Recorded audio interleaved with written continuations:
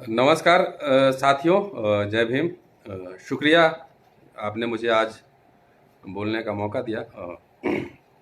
आज मैं बात रखूंगा अंबेडकर और पिछड़ा वर्ग के ऊपर। मैं कोरोना के त्रासदी में कई दिनों से मैं लगातार अंबेडकर को पढ़ रहा हूं, उनकी ओरिजिनल राइटिंग को, और कोशिश कर रहा हूं कि ज़्यादा से ज़्यादा जो भी इन्फॉर्मेशन मिले उसको लाल की क्लास एक यूट्यूब चैनल हमने बनाया है, उस पर मैं डाल रहा हूँ। तो जो भी साथी अगर देखना चाहते हैं तो अंबेडकर नामा नाम की एक सीरीज है जिसमें लाल की क्लास यूट्यूब चैनल का नाम है और अंबेडकर नामा है। 28 एपिसोड हमने बनाए हैं, तो उसको आप देख सकते हैं कि मैंने क्या क्या सब पेज नंबर और रेफरेंस के साथ मैंने बात की है। बहरहाल एक पिछड़ा वर्ग और अंबेडकर को लेके एक भ्रांति फैलाई गई थी, और भ्रांति कुछ इस तरह थी, और किन लोगों ने फैलाया था ये भी हम जानते हैं, क्योंकि हम सब की पृष्ठभूमि और आना जाना और घर गांव में ही रहा है। तो एक सुनियोजित प्रोग्राम के तहत, एजेंडा के तहत ये फैलाया गया, खास तौर से पिछड़े वर्ग में, कि अंबेडकर तो सिर्फ अछूतों के, दलितों के नेता थे, आप लोग के लिए उन्होंने क्या किया। तो लंबे समय तक और ये बात रही कि भाई वो तो दलितों के ही नेता थे, तो उनके पूरे एक बहुआयामी, एक मल्टी डायमेंशनल, एक कॉस्मोपॉलिटन जो पूरा आइडिया था उसको उन्होंने दबाने की कोशिश की। लेकिन मंडल कमीशन लागू होने के बाद, खास तौर से सेकेंड मंडल कमीशन लागू होने के बाद, एक बड़ी मात्रा में, कम से कम नौजवानों में जो एक्टिविस्ट हैं उनके अंदर जागृति आई, और अंबेडकर को रिविजिट करने का एक तरह से प्रयास चला। विश्वविद्यालयों में और कई संगठनों में कई ऐसे साथी हैं लगातार जो इस विषय पे लिख रहे हैं, पढ़ रहे हैं, बोल रहे हैं, सोशल मीडिया के विभिन्न मंचों पर जाकर अपनी बात रख रहे हैं। तो ये जो है एक अच्छा एक डेवलपमेंट उस दृष्टिकोण से है। लेकिन जब हमको याद रखना चाहिए कि जब हम अंबेडकर की बात करते हैं तो ये एक वाङ्मय है, मतलब उनके कई रीडिंग हो सकते हैं, एक समाजशास्त्री के रूप में, एक अर्थशास्त्री के रूप में, एक विधिवेता के रूप में, एक शिक्षक के रूप में, एक पत्रकार के रूप में, राजनेता के रूप में, एक मल्टी डायमेंशनल कैरेक्टर हैं। तो इनकी असंख्य पठन हो सकता है।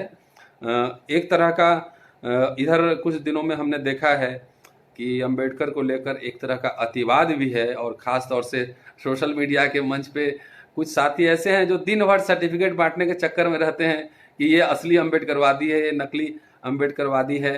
तो इस स्थिति से मुझे लगता है कि बचना चाहिए, और शायद अभी अंबेडकर होते तो वो भी इतने अधिक अंबेडकरवादी नहीं होते जो आजकल उनके कुछ अनुयायी बने फिरते हैं। तो उस अतिवाद से भी बचना चाहिए। और आप देखेंगे अंबेडकर के राइटिंग्स में कि बहुत सारे सवालों को उन्होंने छोड़ दिया है, क्योंकि उनको ये पता था कि भाई हमारे जो राजनीतिक अधिकार सबसे ज़्यादा इम्पोर्टेंट है, इसलिए उन्होंने फोकस रखा अपने जीवन में, और अंतिम में जाकर उन्होंने बौद्ध धर्म अपनाया, और तमाम उनको सामाजिक, आर्थिक, राजनीतिक लड़ाइयाँ वो लड़ते रहे।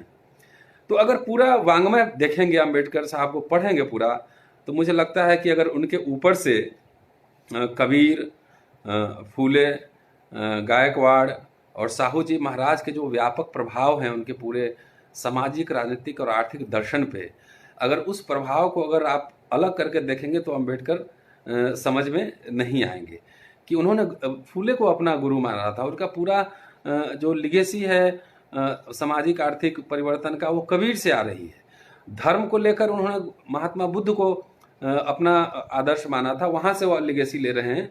लेकिन उनके पीछे और जो लोग हैं उनको जब तक हम नहीं समझेंगे, उनके प्रभाव को नहीं समझेंगे, तब तक हम अंबेडकर के पूरे काम को भी नहीं समझ पाएंगे। तो इसीलिए वो पूरा एक टोटालिटी में, एक पूरे संपूर्णता में पढ़े जाने की ज़रूरत है। खैर, मैं इधर कुछ पढ़ रहा था तो मुझे लगा कि थोड़ा सा पहले भी पढ़ा था, और मैं इतिहास का छात्र हूँ, प्राचीन भारत का इतिहास पढ़ाता हूँ, और इतिहास और हिंदी साहित्य पे ज़्यादा लिखता हूँ। यदा कदा बीच में सब समय मिलता है तो जो हमारे सोशल रिफॉर्मर्स, रेवोल्यूशनरी हैं, उनको पढ़ने की कोशिश करता हूँ।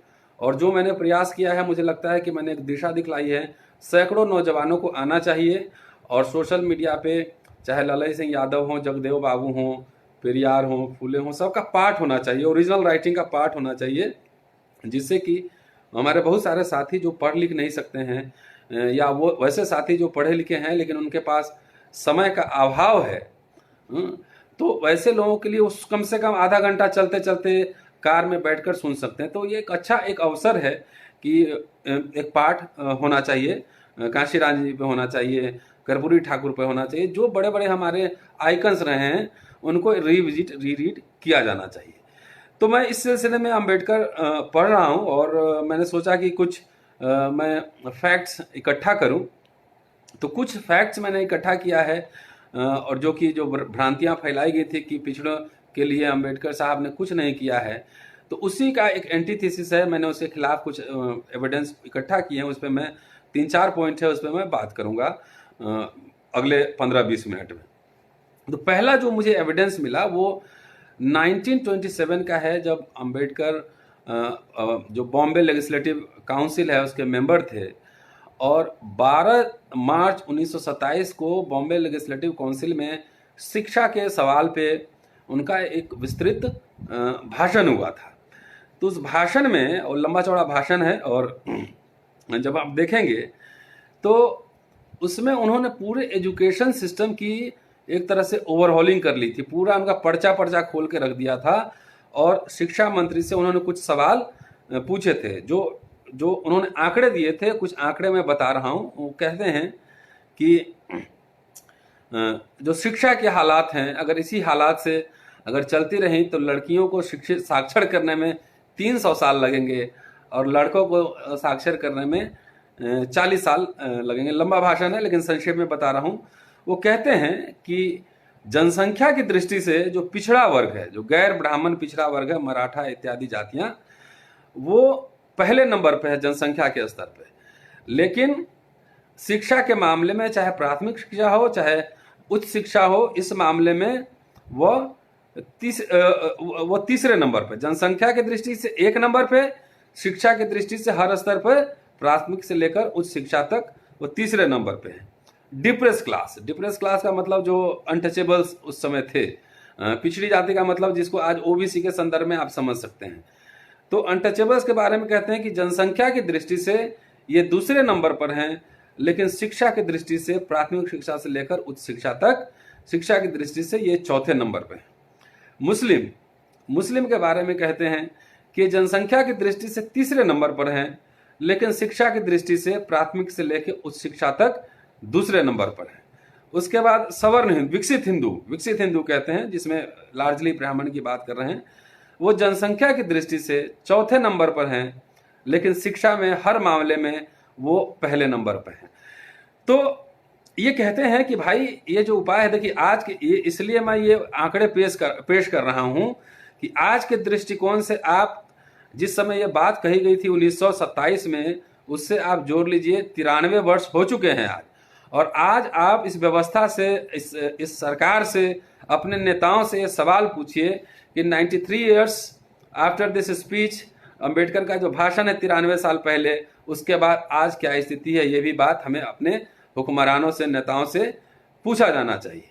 तो आगे अंबेडकर कहते हैं कि इसको उपाय दूर कैसे करें। तो वो कहते हैं कि सबसे पहले हमें जो असमानता के सिद्धांत को स्वीकार करना पड़ेगा, कि यह मानना पड़ेगा कि भारत में जो विभिन्न जातियां हैं उनका सामाजिक, आर्थिक और शैक्षणिक स्तर एक तरह का नहीं है। इसलिए जब तक हम असमानता के सिद्धांत को स्वीकार नहीं करेंगे तब तक सभी जातियों का विकास संभव नहीं होगा। इसलिए जो जातियां पिछड़ी जातियां हैं, चाहे जाति व्यवस्था में जो निचले पायदान पर हैं, उसके लिए विशेष अनुकूल परिस्थिति और वातावरण बनाने की जरूरत है। उस भाषण में उन्होंने विस्तार से ये बात बताई थी कि कैसे छात्रावास की व्यवस्था होनी चाहिए, कैसे सरकार उसको सपोर्ट करे। उन्होंने बताया था कि एक्साइज डिपार्टमेंट 2.17 रुपए जो है लेती है टैक्स के रूप में, लेकिन छात्रों पे खर्च करती है 14 आना। तो बोले कम से कम एक्साइज डिपार्टमेंट जितना पैसा ले रही उतना तो शिक्षा पे खर्च होना ही चाहिए। और उन्होंने निःशुल्क शिक्षा की बात की थी, सबके लिए फ्री ऑफ कॉस्ट शिक्षा की बात की थी। तो मुझे लगता है ये मैंने इसलिए कोट किया कि आज की परिस्थिति में अंबेडकर साहब को अगर याद कर रहे हैं तो इस सरकार से, सरकारें भी अंबेडकर साहब का खूब माला जपती हैं, तो जपती हैं तो कम से कम ये भाषण ले आके आप सब हम लोग दिखाएं कि इस एजुकेशन का आज क्या हाल है। सब बाजार बन रहा है, नीचे प्राथमिक शिक्षा से लेकर और प्राथमिक शिक्षा से लेकर उच्च शिक्षा तक सब कुछ बाजार बनता जा रहा है। दूसरा जो प्रमाण हमें मिला, जो कैसे पिछड़े वर्ग के बारे में हर समय डिप्रेस क्लासेस और पिछड़े वर्ग को साथ लेकर चलते हैं, ये दिलचस्प है। तो ये समझना है हमें कि दूसरी जो बात वो कह रहे हैं, साइमन कमीशन को जब उन्होंने मेमोरेंडम दिया था तो उसमें जो बात वो कह रहे हैं, वो कह रहे हैं कि भाई जब तक कि यूनिवर्सल फ्रेंचाइजीज नहीं लागू हो जाता है तब तक मुसलमानों को, डिप्रेस क्लासेस के लोगों को, एंग्लो इंडियंस को एंड नॉन ब्राह्मण्स मतलब पिछड़े वर्ग के लोगों को राजनीतिक आरक्षण दिया जाना चाहिए, सीट रिजर्व होना चाहिए। ये कह रहे हैं साइमन कमीशन 1927 में कि ओबीसी के लिए भी राजनीतिक सीट, जो विधानमंडल है उसमें सीट रिजर्व होना चाहिए। ये इंपॉर्टेंट बात है, इस बात को नोट किया जाए कि पृथक निर्वाचन के बारे में सिर्फ डिप्रेस क्लासेस के बारे में वो बात नहीं कर रहे थे, वो बैकवर्ड क्लासेस के बारे में भी बात कर रहे थे। मेमोरेंडम उठाकर देखेंगे, पेज नंबर 69 और 70 है, वॉल्यूम 17 इंग्लिश वाला और पार्ट 1 है, 69-70 पेज नंबर जाकर देखिए, जिसमें मेमोरेंडम उन्होंने जो दिया था वो लिखा हुआ है। तो ये बार बार वो कह रहे हैं कि भाई आबादी के हिसाब से राजनीतिक प्रतिनिधित्व मिलना चाहिए। दूसरा जो इंपॉर्टेंट उस मेमोरेंडम में उन्होंने सवाल उठाया था वो था इंडियनाइजेशन ऑफ सर्विसेज, की जो नौकरियां हैं उसका भारतीयकरण होना चाहिए। तो इस संदर्भ में कहते हैं कि जब नौकरियों का भारतीयकरण हो तो पिछड़े वर्ग के मांगों को भी पूरा करने का उपाय किया जाना चाहिए। दो इंपॉर्टेंट बात है जो हमको नोट करना चाहिए, जो साइमन कमीशन के सामने पिछड़े वर्ग को लेकर उन्होंने ये बात कही थी। इसके अलावा अगर आप देखेंगे पूरे गोलमेज सम्मेलन के पूरे प्रोसीडिंग्स को देखेंगे, जो तो बार बार वो बात कहते हैं कि आबादी के हिसाब से सभी समुदायों को रिप्रेजेंटेशन मिलना चाहिए। तो आबादी का मतलब उस पिछड़े वर्ग की आबादी भी है। बार बार ये रिप्रेजेंटेशन की बात कर रहे हैं और रिजर्वेशन की बात नहीं, रिप्रेजेंटेशन की बात कर रहे हैं। बाकी जब आप अंबेडकर की राइटिंग को देखेंगे पूरे राइटिंग में, तो आपको दिखेगा कि बार बार वो किसानों और मजदूरों की ही बात कर रहे हैं। तो किसानों और मजदूरों की बात कर रहे हैं तो किसान जो खेतीहर जातियां हैं ज्यादातर पिछड़ी जातियां हैं। तो किसानों मजदूरों की अगर बात कर रहे हैं तो उसमें वो पिछड़ी जातियों की भी बात कर रहे हैं। इस पे अभी ठीक से अध्ययन नहीं हुआ है, मैं कोशिश कर रहा हूं, जब और अगर डेटा लेकर आऊंगा तो विस्तार से उसमें बात करूंगा। लेकिन एक दिलचस्प त्रासदी भी यहाँ दिखती है। जब आप 1932 में पहुंचेंगे तो 1932 में आपको याद होगा कि कॉमनल अवार्ड आया था और 1932 डिप्रेस क्लासेस के लिए पृथक निर्वाचन क्षेत्र की व्यवस्था उसमें थी। तो उसमें दिलचस्प एक इंफॉर्मेशन इन्होंने लिखा है, अंबेडकर साहब ने लिखा है कि 1932 के पहले संख्या के हिसाब से अस्पृश्यों का कोई मतलब नहीं था, क्योंकि सीटों का बंटवारा हिंदू और मुसलमान के बीच होना था। लेकिन जब ये गोलमेज सम्मेलन के बाद जब कॉमनल अवार्ड हुआ तो उसमें अब इंपॉर्टेंट हो गया कि दलितों, अस्पृश्यों की भी संख्या अब काउंट होने लगी। इसलिए पहली बार अस्पृश्यों की आबादी को एक महत्ता इंपॉर्टेंस प्राप्त हुआ। लेकिन अब चूंकि अब इनके संख्या का महत्व हो गया था, इसलिए जो विकसित हिंदू थे, जो अपर कास्ट हिंदू थे, वो चाहते थे कि या दो काम वो चाहते थे कि या तो अस्पृश्यता के सिद्धांत को ही नकार दिया जाए, ये साबित कर दिया जाए कि हमारे यहाँ अस्पृश्यता है ही नहीं। दूसरे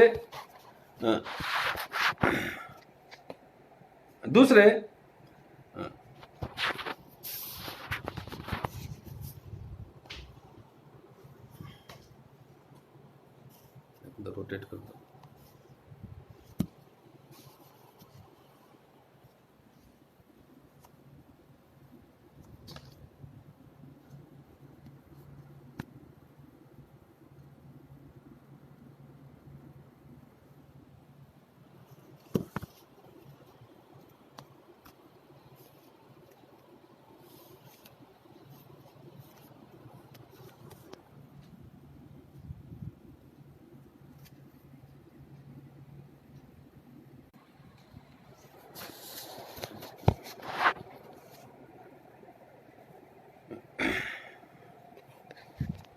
दूसरे वो चाहते थे किसी तरीके से अस्पृश्यों की संख्या कम हो जाए। तो ये सवर्ण हिंदुओं का प्रयास था कि अस्पृश्यों की संख्या को नकार दिया जाए। लेकिन अंबेडकर लिखते हैं कि इस पूरे कथा में एक उपकथा भी है, और वो उपकथा है जो बहुत ही महत्वपूर्ण है। वो है अस्पृश्यों और पिछड़े जातियों के बीच संघर्ष का। कि पिछड़े जाति के जो प्रतिनिधि थे उनका कहना था कि जो डिप्रेस क्लासेस है, जो दलित वर्ग है, उसको बहुत सीमित अर्थ में लिया गया है और उसमें सिर्फ अस्पृश्यों को ही शामिल न किया जाए, बल्कि आर्थिक और शैक्षणिक दृष्टिकोण से जो पिछड़े वर्ग हैं उनको भी शामिल किया जाए। तो जो लोग, अंबेडकर लिखते हैं कि जो लोग ये चाहते थे कि न केवल अस्पृश्यों को बल्कि सामाजिक, शैक्षणिक और सामाजिक रूप से पिछड़े लोग हैं उनको भी हक मिले, उनका यह प्रयास बहुत बढ़िया था। और ये प्रयास कोई नई बात नहीं थी। इसके पहले भी जब 1920 में जनगणना हुई थी तो 1920 के जनगणना में मुंबई और मद्रास प्रेसिडेंसी में पिछड़े वर्ग को अलग से प्रतिनिधित्व दिया गया था। और इस आधार पर यह प्रतिनिधित्व दिया गया था कि यदि अगर शैक्षणिक और आर्थिक रूप से पिछड़े वर्ग के लोगों को अगर नहीं दिया गया अलग से प्रतिनिधित्व, तो ऊंची जातियां, विशेषकर जो ब्राह्मण हैं, वो इन सब का हक मार लेंगी और राजनीति के क्षेत्र में दबदबा स्थापित करेंगे और बाकी लोगों का दमन करेंगी। सो कहते हैं कि अन्य प्रांतों में भी ऐसी स्थिति है जहां पे कि पिछड़े वर्ग के लोगों को प्रतिनिधित्व मिलना चाहिए। ये बात वो कह रहे हैं 1932 में।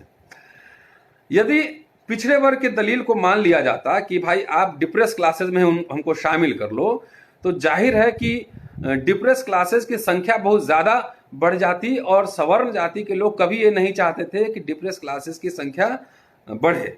वो इसके खिलाफ थे, क्योंकि संख्या बढ़ती तो संख्या के हिसाब से आपको प्रतिनिधित्व भी देना पड़ता। सो ऐसा कोई भी एफर्ट था जिसके खिलाफ ये ऊंची जाति के लोग थे। दूसरी तरफ अस्पृश्य भी यह नहीं चाहते थे कि उनके श्रेणी में ऐसे वर्ग के लोगों को शामिल किया जाए जो वाकई अस्पृश्य न हो। इसलिए ऐसी स्थिति में कि अगर आप ध्यान रखेंगे तो जो 1916 में जो साउथ बरो जो कमेटी आई थी, तो उसमें डिप्रेस क्लासेस में क्रिमिनल ट्राइब्स, हिली ट्राइब्स और अन्य ट्राइब्स को रखा गया था। लेकिन जो लुथियन कमेटी 1932 में आई थी, उन्होंने डिप्रेस क्लासेस में स्ट्रिक्टली उन्होंने अनटचेबल्स को डाला था कि जो अस्पृश्य हैं उनको ही उन्होंने डाला था। तो ये अस्पृश्य वर्ग के लोग कह रहे थे कि ये जो रिप्रेजेंटेशन हमको मिला है वो अस्पृश्यता के आधार पर मिला है, इसलिए इसमें किसी ऐसे वर्ग को शामिल न किया जाए कि जिससे कि हमारी हकमारी हो। यदि इस संदर्भ में अगर ऐसी स्थिति में पिछड़े वर्ग को के लिए उचित तो यही था कि वह मांग करते हैं कि जो हिंदुओं को हक मिला है उसमें सपृश्य, टचेबल और अनटचेबल, सपृश्य और उन्नत, मतलब जो विकसित हिंदू हैं और जो पिछड़े हिंदू हैं उसके बीच हकों का बंटवारा हो। ऐसी स्थिति में अस्पृश्य वर्ग के लोग उनका साथ देने के लिए तैयार थे, उनका समर्थन करते, लेकिन वे इससे सहमत नहीं हुए और आग्रह करते रहे, बार बार बोलते रहे कि हमें जो है वो दलित वर्ग में ही शामिल किया जाए।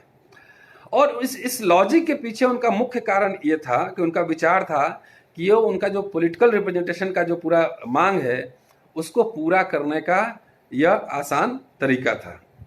लेकिन आगे दिलचस्प है कि लेकिन अस्पृश्यों ने इनका विरोध किया तो बाद में पिछड़े वर्ग के नेता विमुख हो गए और उन्होंने हिंदुओं से अधिक उग्र होकर, ऊंची जातियों से अधिक उग्र होकर अस्पृश्यों के अस्तित्व को नकारने में हिंदुओं का साथ दिया। तो ये एक त्रासदी थी। और ये आप देखेंगे, खंड देखेंगे, ये है खंड 10 हिंदी वाला वॉल्यूम में, और पेज 147 to 50 देखेंगे, पूरा डिस्क्रिप्शन वहां मिलेगा। मुझे लगता है कि इस समय एक ऐतिहासिक एक ब्लंडर हुई। अगर उस समय पिछड़े वर्ग के जो लोग थे, नेता थे, अगर ये बात मान लेते और अपने लिए भी पृथक निर्वाचन क्षेत्र की मांग करते, तो मुझे लगता है कि आज देश में जो राजनीतिक हालात हैं और जो दलित, पिछड़े और आदिवासियों की हकमारी हो रही है, ये शायद वो हकमारी नहीं होती और आज देश के सामाजिक, आर्थिक, राजनीतिक हालात अलग होते। तो ये इम्पोर्टेंट एक त्रासदी है। लेकिन देखिए, इसके बावजूद अंबेडकर बार बार उनके भाषण और राइटिंग्स को देखेंगे तो बार बार वो पिछड़ों की और दलित की एकता के बारे में बात कर रहे हैं। अब दूसरा एग्जाम्पल मैं आपको दे रहा हूं। यह उदाहरण है, ये 1948 में 24-25 अप्रैल 1948 को जब वो कैबिनेट मिनिस्टर थे भारत में, उस समय वहां पे शेड्यूल कास्ट फेडरेशन का एक बड़ा प्रोग्राम हुआ था, 2 दिन का प्रोग्राम। उसमें बतौर मुख्य अतिथि डॉक्टर अंबेडकर गए थे और उनका लंबा व्याख्यान है। उसमें कई सवाल, उन्होंने सवालों का जवाब दिया कि एक तो बहुत ही ज्वलंत सवाल यह था कि आप तो जिंदगी भर कांग्रेस से लड़ते रहे, लेकिन आप कांग्रेस की सरकार में शामिल क्यों हुए? तो ऐसे कई सवाल थे जिसका विस्तार से उन्होंने उसमें आंसर जवाब दिया है।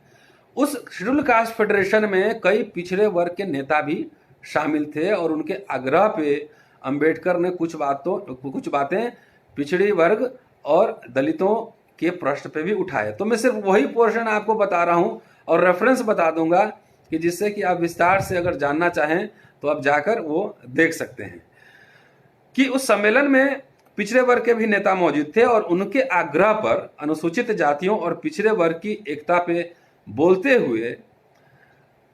हुए उन्होंने 2 इश्यूज हाईलाइट किए। पहला, 2 बात बताया कि क्यों हम पीछे हैं, क्यों पिछड़े हैं, इसके लिए 2 कारण उन्होंने बताया।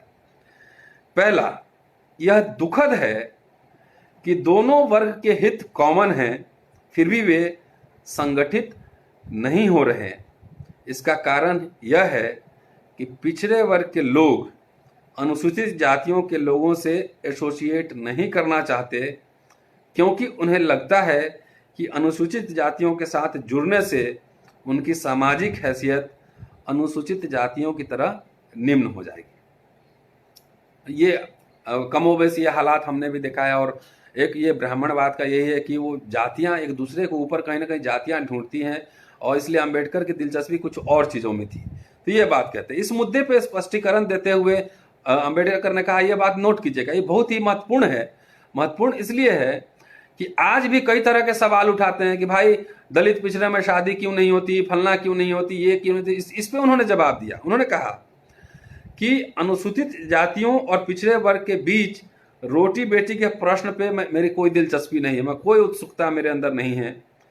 वे अपनी पृथक पहचान बनाए रख सकते हैं, लेकिन इसका कोई कारण नहीं दिखता कि वे अपने खराब स्थिति को खत्म करने के लिए साथ मिलकर क्यों नहीं लड़ सकते। बोलते हैं कि अपने सामाजिक पहचान के साथ अलग रहिए, लेकिन आज भी अब जब बरगलाना होता है किसी को तो कोई भी सवर्ण आएगा, बोलेगा देखो तुम्हारे यहाँ शादी ब्याह नहीं होता है, भेद, अरे वो सब चलता रहेगा, 1000 समस्याएं होती हैं। पहले अपने प्राथमिक कॉन्ट्राडिक्शंस को पहचानिए कि प्राथमिक कॉन्ट्राडिक्शन क्या हैं। तो कहते हैं कि शादी ब्याह का चक्कर नहीं है, जो मर्जी अपने सामाजिक पहचान अलग बना के रखो, लेकिन जो कॉमन मिनिमम प्रोग्राम है अपनी खराब स्थिति को दूर करने के लिए आपको राजनीतिक एकता बनानी चाहिए। दूसरा, उन्होंने कहा कि पिछड़े वर्ग की खराब स्थिति के लिए एक जो अन्य महत्वपूर्ण कारण है वो है उनका एलुफनेस मतलब अलगाव, विलगाव की स्थिति, कि ऊंचे वर्ग के लोगों से सत्ता छीनने के लिए उन्हें संयुक्त मोर्चा बनाना चाहिए। ये सवाल तो आज नेताओं से भी पूछा जाना चाहिए। उन्होंने कहा कि संविधान में वयस्क मताधिकार की व्यवस्था हो गई है और इस वयस्क मताधिकार ने राजनीतिक शक्ति को लोगों के हाथ में पहुंचाया है कि और राजा जो है रानी के पेट से नहीं बल्कि वो बैलेट बॉक्स से निकलेगा, कि राजनीतिक शक्ति अब लोगों के हाथ में है। और मेरे विचार से, उत्तर प्रदेश के संदर्भ में कह रहे हैं कि मेरे विचार से अगर 1.5 करोड़ अनुसूचित जाति के लोग और 1 करोड़ पिछड़ी जाति के लोग अपने शत्रुओं के खिलाफ एक साथ आ जाते हैं तो 50% से ज्यादा राजनीतिक सीट पे, विधायकी पे वो कब्जा कर सकते हैं और सत्ता पे, हुकूमत पे अपनी कब्जा को जमा सकते हैं। एक बात और दिलचस्प कहते हैं कि अगर पिछड़ी जाति के लोग अपनी अलग राजनीतिक भी पार्टी भी बना ले तब भी मुझे कोई आपत्ति नहीं है, लेकिन दलित और पिछड़ी जाति के लोग कॉमन मिनिमम एजेंडा के तहत साथ आए। फिर आगे कहते हैं, बड़ा दिलचस्प इंफॉर्मेशन मिला इसलिए मैं सोचा आपसे साझा करूं, कि अनुसूचित जाति और पिछड़े वर्ग के लोग अपनी शक्ति को लेकर सचेत नहीं, जिसके कारण ऊंची जाति के लोगों का प्रशासन पे प्रभुत्व है। भाई थाली ताली बजाने में, पीटने में या कावड़ ढोने में तो हमारे ही लोग ज्यादा ही रहते हैं, तो इसलिए वो तो जाहिर है कि आप ताली थाली बजाओ, कावड़ ढो, तब तक यूनिवर्सिटी में रिजर्वेशन खत्म हो गया, तब तक सब बिक गया, सुप्रीम कोर्ट भी समीक्षा कर रही है। हाँ, और हम लोग जात जात खेल रहे हैं, दलित पिछड़े के लोग, नेता ट्विटर खेल रहे हैं और कुछ लोग जात जात खेल रहे हैं। तो ये तो बड़ा दिलचस्प है कि जो अम्बेडकर जो कह रहे हैं उस समय 1948 में, आज से कितना साल, 75 साल पहले, और आज भी जो है एकदम सामने दिख रहा है कि वही सब कुछ हो रहा है। उन्होंने एक तथ्य की और इशारा किया जो दिलचस्प है। वो कहते हैं कि देश की राजनीति में दलित वर्ग के लोग एक्टिव रहे हैं, उन्होंने एकदम सचेत एक भूमिका निभाई है, इसकी वजह से उनकी स्थिति थोड़ी बेहतर हुई है। लेकिन पिछड़ी जाति के लोग थोड़े से इंडिफरेंट हैं, कि मुझे लगता है कि ऐसा क्या कारण है कि पिछड़ी जाति के लोग ऐसी भूमिका नहीं निभा सकते हैं, उनको भी इस तरह से एक्टिव रोल पॉलिटिक्स में प्ले करना चाहिए। आगे वो कंक्लूड करते हैं कि अनुसूचित जाति और पिछड़ी जाति के लोग इस देश की बहुसंख्यक आबादी, आज भी हम 85 का नारा लगाते रहते हैं। अब पता लगा पूरे देश में जो है लीला हो रहा है, पूरे देश में जनऊ लीला चल रहा है, हम 85 का नारा लगाते रहते हैं, क्योंकि जल्दीबाजी हड़बड़ी बहुत है। किसी को प्रधानमंत्री बनना है, किसी को कौन मंत्री बनना है, लेकिन समाज को जगाने का काम नहीं होगा। समाज के अभी समीक्षा हो गई सुप्रीम कोर्ट से आरक्षण की, लेकिन इस पे हमारे नेता ट्वीट खेल रहे हैं, उनकी आवाज नहीं निकल रही कि पिछड़े वर्ग के लोग इस देश की बहुसंख्यक आबादी हैं और इसका कोई कारण नहीं दिखता कि देश पर वे शासन नहीं कर सकते हैं। वो शासन कर सकते हैं, सिर्फ एक कारण है, सिर्फ एक काम करना है कि संगठित होना है और वोट देने के अधिकार को, मताधिकार को समझना है कि इसी ने वोट देने के अधिकार ने वो शक्ति दी है जिससे कि आप राज सत्ता पे काबिज हो सकते हैं।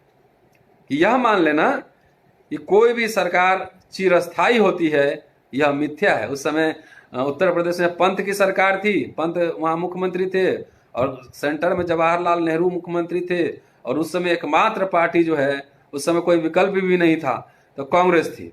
तो उस समय ये बात कह रहे हैं। आज के हालात में भी निराश होने की जरूरत नहीं है। जिस दिन अपनी वोट की ताकत पहचानेंगे, बहुत सारे ऐसे लोगों को उखाड़ फेंकेंगे कि लोकशाही में कोई भी शक्ति चिरस्थायी नहीं होती, और जिस दिन इस बात को आप समझ लेंगे उस दिन आप सरकार पे कब्जा कर लेंगे। इसीलिए उन्होंने कहा कि एक पार्टी एक नेता बनाने की जरूरत है, एजेंडा बनाइए।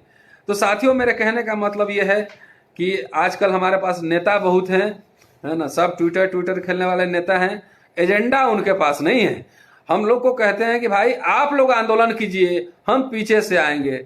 नहीं तो जब हम ही आंदोलन करेंगे, जब आप ही आंदोलन करेंगे, तो नेता सिर्फ इलेक्शन के समय वोट लेंगे, क्या आंदोलन कौन करेगा? वोट क्लब, रामलीला ग्राउंड और जंतर मंतर भरने की जिम्मेदारी हमारे वोट से सीएम पीएम उनको बनना है।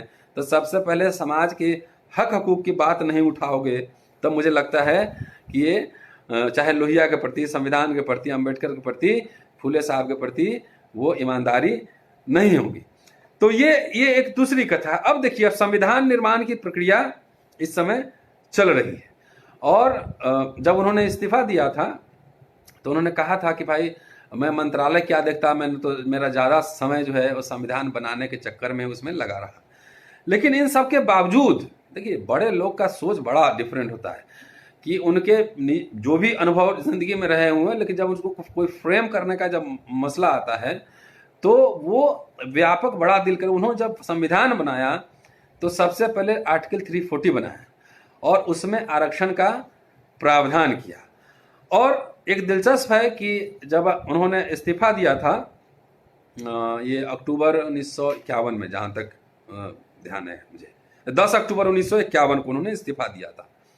तो इस्तीफा में उन्होंने 4 कारण बताए थे।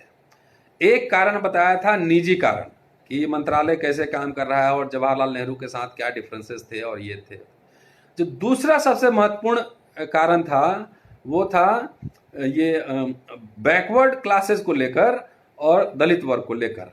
तीसरा कारण उन्होंने बताया था विदेश नीति को लेकर, और चौथा कारण बताया था जो महिला के बारे में जो विधेयक आना था, हिंदू कोड बिल, वो बताया था। तो दूसरा कारण उन्होंने बताया कि भाई पिछड़े वर्ग के लोगों को लेकर जिस तरीके से ये ठंडे बस्ते में डाला जा रहा है वो हमारे लिए दुखद है, और ये तो राष्ट्रपति के अनुशंसा पे कमीशन बनेगा और कमीशन से क्या होगा। तो उन्होंने बहुत नाराज थे जवाहरलाल नेहरू मंत्रिमंडल से, और उन्होंने पिछड़े वर्ग के 4 कारणों में दूसरा सबसे महत्वपूर्ण कारण पिछड़े वर्ग के साथ जो ज्यादती हो रही थी ये था, और इसके आधार पर उन्होंने इस्तीफा दिया था।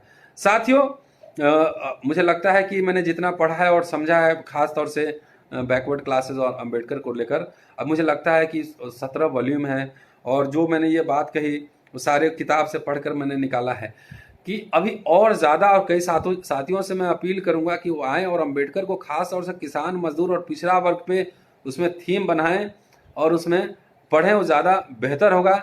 जब तक हम अंबेडकर को पढ़ेंगे नहीं, जब तक हम समझेंगे नहीं, अंबेडकर मैं क्यों फोकस कर रहा हूँ ये भी इसकी बात समझने की है, क्योंकि अंबेडकर वो सोशल रिफॉर्मर से ज़्यादा वो पॉलिटिकल स्टेट्समैन थे, और वो जो समझते थे कि भाई दलित, पिछड़ा, आदिवासी की मुक्ति कैसे होगा, तो कहते थे कि डायरेक्ट एक्शन प्रोग्राम होगा, पॉलिटिकल एक्शन के थ्रू सरकार कब्जा करो।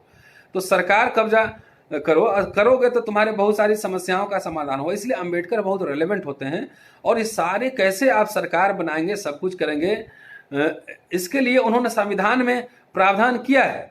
उन्होंने संविधान में कोई अल्लाह अकबर या श्री गणेशाय नमः से शुरू नहीं किया। संविधान का पहला ही लाइन है, हम भारत के लोग। उनको ये पता था कि कभी देश में हुक्मरान कोई इस तरह से आएगा जो कि तानाशाही करेगा, तो भारत के लोग तुम सड़क पे आना, खड़े होकर जो है ऐसी सरकार को उखाड़ फेंकना। लोहिया भी बोलते थे कि भाई जब सड़कें सुनसान होगी तो संसद आवारा हो जाएगा। तो इस समय जिस तरह के राजनीतिक हालात हैं उस समय अंबेडकर, लोहिया ज़्यादा प्रासंगिक होते हैं, क्योंकि वो डायरेक्ट एक्शन की बात करते हैं। इसलिए इनको ज़्यादा से ज़्यादा पढ़ा जाना चाहिए, और भी जो भी सूचना हमारे पास आएंगी मैं आपसे साझा करूंगा साथियों। जय भीम, शुक्रिया, थैंक यू।